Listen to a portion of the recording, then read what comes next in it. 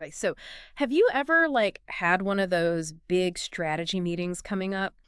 You know, the kind where everyone's throwing around all this business model jargon? Oh, yeah, totally. And it can get pretty overwhelming, right? Yeah, for sure. Well, in this deep dive, we're going to help you prep for those kinds of meetings. Yeah. We're going to take a look at business model generation. It's this awesome book that, I don't know, it just cuts through all the noise Right. and gives you a way more practical way to think about all this business model stuff. Yeah, I love that about it. It's even called a handbook for visionaries, game changers, and challengers, Uh-huh, right. which sounds pretty cool. It does, it does. It's like aspirational, Totally. But the best part is it was, get this, created with input from 470 actual practitioners. Oh, wow. So it's not just some theory. This is stuff that actually works in the real world. Yeah, it's like battle tested. Exactly. What I really appreciate about the book is that it doesn't, just throw definitions at you. Yeah. It uses visuals and real world examples. Yeah. And it makes these concepts actually click. Totally. You can actually use them. Right. And it starts with a very basic definition of a business model. It says that a business model describes the rationale of how an organization creates, delivers, and captures value. Okay, so it's like the DNA of a business. Yeah. Showing you how everything connects. Yes, exactly. Like how everything works together. To actually, make the business work, not just make a product. Exactly. But then it takes this idea even further with this thing called the business model canvas. Have you ever seen that? Oh, yeah. It's like a blueprint, right? With these nine building blocks. And each one represents a key part of how a business functions. It's so useful. Yeah. The canvas, I mean. Yeah. Because it forces you to think about your business holistically. Oh, interesting. Yeah, you can't just focus on one piece, maybe having a cool product. Yeah. But you have to think about how it fits into the whole system. Yeah. Of creating and delivering value. Okay, I like that. So let's break down a couple of these building blocks. First up, customer segments. Now, obviously, no customers, no business, right? Right. But the book, it doesn't stop there. It goes into all these different types of segments, like mass market versus niche market. Can you give us some examples of how those play out in the real world? Sure, yeah. So think about a company like Apple. They're going for a pretty, large customer segment with their iPhones and Macs. Right. But then you have a company like Ferrari, which is catering to a much more specific, high-end niche. Okay. And their whole business model from marketing to pricing is built around that. Makes sense. And the book also mentions segmented markets and diversified ones. What's the difference there? Okay, so a segmented market is where a company targets different groups within a larger market. Oh. So, for example, a bank might offer different services to students, families, and high net worth individuals. Right. So they're all bank customers. Yeah. But their needs and expectations are different. Totally. And the bank is tailoring their approach accordingly. Yeah, it's all about customizing within a broader market. Okay, so it's customizing within a broader market. And then diversified is more spreading out into totally different areas. Exactly. Amazon's a great example of this. Okay. They started with, online retail. Right. But now they're in cloud computing, grocery delivery, entertainment streaming, all sorts of things. Yeah. It's a way of diversifying their revenue streams and reaching new customer segments. It's fascinating how one company can operate in so many different spaces. The book also brings up multi-sided platforms. Those always seemed a bit, I don't know, tricky to get my head around. Yeah, they can be. What makes them so unique? So multi-sided platforms, they connect two or more distinct but interdependent groups of customers. Oh, okay. So think about a company like Airbnb. Okay. They need both travelers looking for accommodations and hosts willing to rent out their spaces. Right. Without both sides, the platform wouldn't work. Yeah. So it's about creating value for each group. Yeah. By facilitating their interaction. That's a great example. So it's like creating an ecosystem where both sides benefit. Exactly. And the book really emphasizes that understanding your customer segments is absolutely fundamental. Yeah. It's not just about knowing who they are. Yeah. But what their needs are, their behaviors, their pain points. Right. And it asks this question that I think is so important for anyone to consider. For whom are we creating value? Who are our most important customers?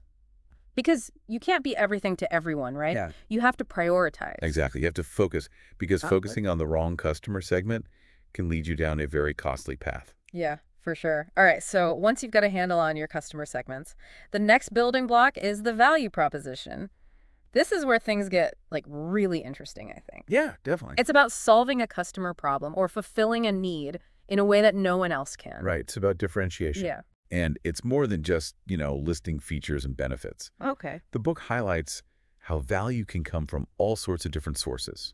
Newness, performance, customization, design, brand, status, price, cost reduction, risk reduction, accessibility, convenience, usability. Wow, that's quite a list. That's pretty comprehensive. It is. So let's say we're looking at a company like Tesla. How would you describe their value proposition? Okay, so with Tesla, you see several of those elements at play. Okay. They're offering a new kind of car, Mhm. electric, high performance, technologically advanced. There's definitely a status element to the brand. Right. And they're addressing concerns about environmental impact and like the cost of gasoline. Right. Right. So it's a multifaceted value proposition that resonates with a very specific type of customer. Yeah, that makes a lot of sense. And it highlights how a value proposition isn't just about the product itself. It's the entire experience. It's the whole package Yeah. and the problems it solves for the customer. It's about understanding what the customer truly values and then delivering on that promise. Okay.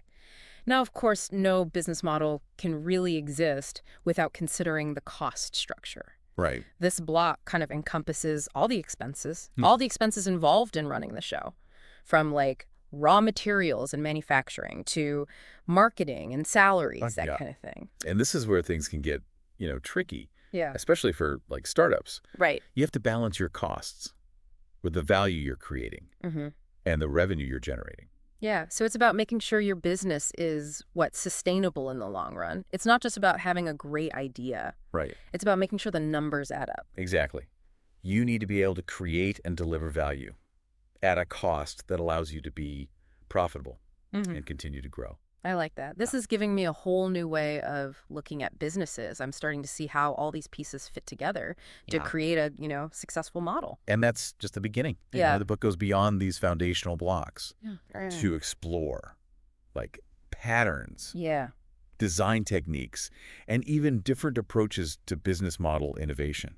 So there's a whole world to uncover here. Oh, absolutely. Mm. But for now, let's move on to some of the other building blocks Okay. and see how they tie into this bigger picture. Sounds good. Let's do it. So we talked about customer segments and value propositions. Those kind of feel like the heart of a business model, right? Oh, yeah, for sure. Those are key. But there's got to be a lot more to it than that. Right, definitely. What about like the other building blocks in the canvas? How do those all work together? Well, the other blocks, they're what bring the model to life, so to speak. Right. So, for instance, you've got channels. And it's not just about having a website or a store or whatever. It's about choosing the right channels, Yeah. Okay. to reach your target customers and actually like effectively communicate your value proposition. So you're saying it's about like being strategic. You wouldn't, I don't know, try to sell luxury watches through like discount retailers or something? Exactly. You got to think about it.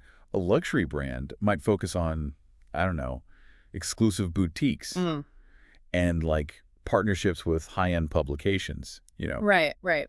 But a company targeting like a younger, more tech-savvy audience, they might prioritize social media, influencer marketing, even mobile apps. Makes sense. The choice of channels, it needs to align with the overall brand strategy and, of course, customer preferences. Okay, and then there's customer relationships, which can, I feel like, make or break a business. It's not just about like closing the sale and you're done. It's about building, loyalty and turning customers into advocates for your business. Yeah, absolutely. And that block dives into all these different types of relationships that a company can build with their customers. Okay. So it could be, personalized assistants, Right. dedicated account managers, self-service portals, community forums, even co-creation initiatives. Oh, creation. That sounds interesting. Yeah, so co-creation involves involving customers in the development process. Oh. So you're allowing them to provide feedback, contribute ideas, even participate in the design of products or services. That's really cool. Think about companies like Lego.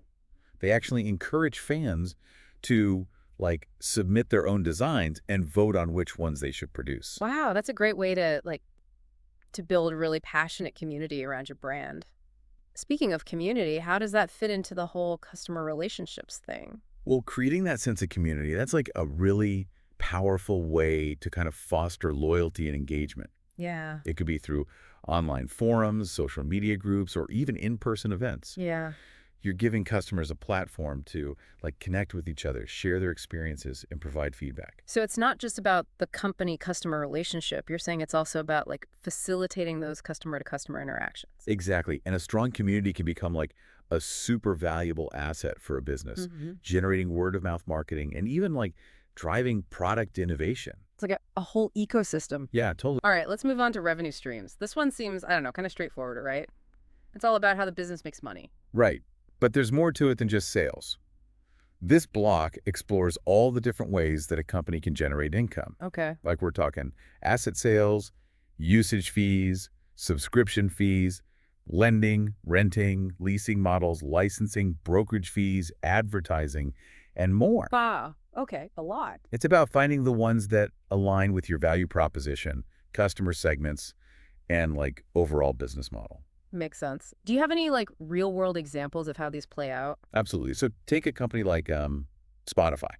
They offer a free ad-supported version and a premium subscription, which allows them to reach a much wider audience and generate revenue from multiple sources. Okay, that's clever. Or you could look at Adobe, which moved away from selling software licenses to a subscription-based model. Right. This gives them a more predictable revenue stream and encourages ongoing engagement with the customer. I see. So those are great examples. It's amazing how creative companies can get with these things. Now, we talked about how companies reach their customers, build relationships, and generate revenue. But what about the stuff that's actually needed to make all that happen? Right. So that's where the key resources and key activities come in. Key resources are the most important assets the business needs to operate. Okay. Physical infrastructure, intellectual property, technology, people, financial resources, that sort of thing. So for Tesla, it would be their factories, their battery technology, their charging stations. Exactly. And then you have key activities. Those are the most important actions that the company has to take to make the whole model work. Okay. So we're talking manufacturing, software development, R&D, supply chain management, customer service. So it's about figuring out the core functions that make the business tick? Yes, and these need to align with the overall model and support the value proposition. For instance, if a company's value prop is all about personalized service, then, key activities might be robust customer relationship management systems and, good employee training programs. Right. Now, no business operates in a vacuum, right? What about the role of partnerships? Oh, partnerships are super important. That block on the canvas, it looks at the network of suppliers, alliances, other collaborations that the company needs. Okay. These can help a company acquire resources, reduce costs, reach new markets, maybe even get a leg up on the competition. And can you give us some examples of that, of how partnerships can really make a difference for a business? Sure. So think about a small startup that partners with a big distributor to get their product into more stores. Right. Or a tech company that partners with a research institution to develop new innovations. Right. Partnerships can give you access to expertise, resources, and markets that you might not have on your own. This is making me think about how interconnected all these elements are. Yeah. It really is like an ecosystem. Yeah, and that's what's so cool about the business model canvas. It helps you see those connections and spot the potential strengths or weaknesses in your approach. We've covered so much with this business model canvas stuff. It's really cool to see how all these different pieces work together. But I'm curious, how can you actually use this? Yeah. I get it in theory, but how do you put it into practice? Well, that's the great thing about the canvas. It's not just, a bunch of theory. It's a tool that you can use to actually analyze businesses, generate new ideas, even develop your own strategies. Okay, so where do you even begin with something like that? Well, first you got to familiarize yourself with the canvas itself. Print it out, really study each block and how they relate to the others. It's kind of like learning a new language, Okay. You got to learn the basics before you can form sentences. Makes sense. So once you've got the canvas down, what then? Then you start by looking at existing businesses, like companies you admire, or even your own organization. Can you figure out their customer segments, their value propositions, their channels? Okay. Doing this will sharpen your skills and give you a much deeper understanding of how businesses work. So it's like practice. Exactly. And this is the fun part. You start brainstorming your own business model ideas. Okay. Think about what problems you're really passionate about solving. What needs do you see in the market? The canvas can help you, like, structure your thinking Hmm. and explore all sorts of possibilities. Yeah, that's what's so cool about it. It's not just about like analyzing what already exists. It's about creativity and innovation. Absolutely. And don't be afraid to experiment. Yeah. Test out different ideas. Refine your model as you go. There's no such thing as, like, the perfect business model right away. Right. And the book, it talks a lot about collaborating too. Oh, yeah, definitely. This isn't a solo mission. Bounce ideas off of other people, get feedback from, Hmm. like, mentors or even potential customers. All those different perspectives can help you, like, see things you might have missed. So it's about building like a team. Yeah, a network, a community Yeah. around your idea. Okay. And remember, this whole business model thing, it's a journey. The market changes, your business changes, so you got to adapt. It's Yeah. like a living thing. You got to keep it evolving to survive. Right. Right. You mentioned earlier that the book kind of goes beyond the canvas too. Like what other concepts does it cover? Well, one of the coolest ideas is this thing called 7 Faces of Business Model Innovation. Okay. And it basically lays out these different approaches to innovation, from, like, transforming existing models to creating totally new ones. So like a whole toolkit. Exactly. And it uses real-world examples and gives you frameworks to get you thinking. This has been so helpful. I feel like I have a way better understanding now of business models and just like the strategy behind them. Any final thoughts for our listeners as they, head out into the business world? Yeah. Just remember, business at its core is all about creating value. Keep that in mind. And don't be afraid to, like, shake things up.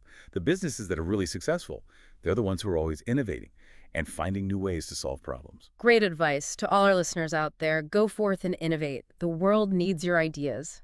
Thanks for joining us on this deep dive into the world of business models. Until next time, keep learning, keep exploring, and keep pushing those boundaries.